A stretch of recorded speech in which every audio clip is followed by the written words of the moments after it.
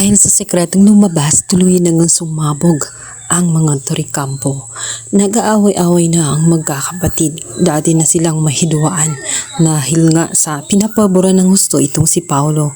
Ngayon ay lalong nanggigigil itong si Edward dahil sa kanyang natutuklasan na maging ang kanyang asawa ay hindi pinapalagpas ni Paolo. Kakasakitang muli itong si Paolo at itong si Edward. Halos patay na nga ni Edward ang kanyang kapatid na si Paolo.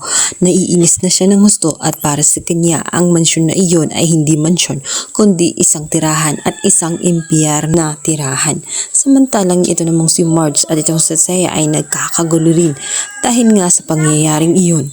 Gustong ni Marge na lumayas itong si Thea, subalit malakas ang loob ni Thea at talagang sinabi niya na hindi siya aalis hanggat hindi umano sinabi nitong si Greg. Kaya naman kahit alam ni Thea na may kasalanan siya ay proud na proud pa siya sa mga nangyayari. Ayon sa kanya, kung merong may gustong makasama ang mga Toricampo ay walang iba kundi siya.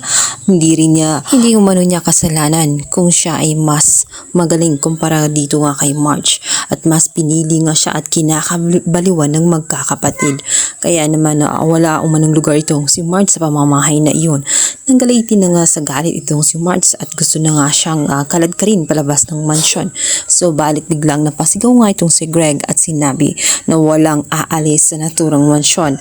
Ayon sa kanya, ang solusyon ng lahat ay katahimikan dahil ayaw niyang maiskandalo ang pangalan ng mga Toricampo dahil malaking gulo ito at tiyak na pagkakaabalahan sila ng media. Subalit sa mga narinig ni Marge ay hindi siya natuwa.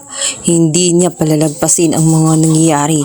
Hindi umano ganun kadali na manahimik na lamang at umacting na parang walang nangyari dahil para sa kanya ito ay napakasakit na pagtataksil ng asawa. Ang tinatakpan lamang nila ang mga kalat.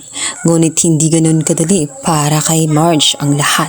At hindi rin niya alam kung ano pa ang mangyayari sa sumusunod na mga araw gayong magkasama sila sa iisang gubong. Samantala, hindi lamang sila ang lubos na naapektuhan, maging ang anak nga nitong si Thea kung saan galit na galit dahil nakita ang mga nangyayari. Nainis siya ng husto. Ayon sa kanya ay wala nang dapat ipaliwanag dahil ginusto umano na Thea at choice umano niya ang lahat at hindi ito katanggap-tanggap. Para sa bata, naiinis siya ng husto dahil nga sa pinili nga nitong si Thea na saktan ng kanyang pamilya instead na piliin nga ang kung ano ang tama na protektahan at pahalagahan nga ang damdamin ng kanyang pamilya.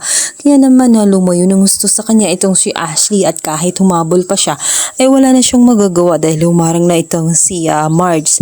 Para kay Marge ay deserve niya ang mga nangyayari dahil naman sa napakakapal ng mukha niya at dahil sa kanyang pagtataksil.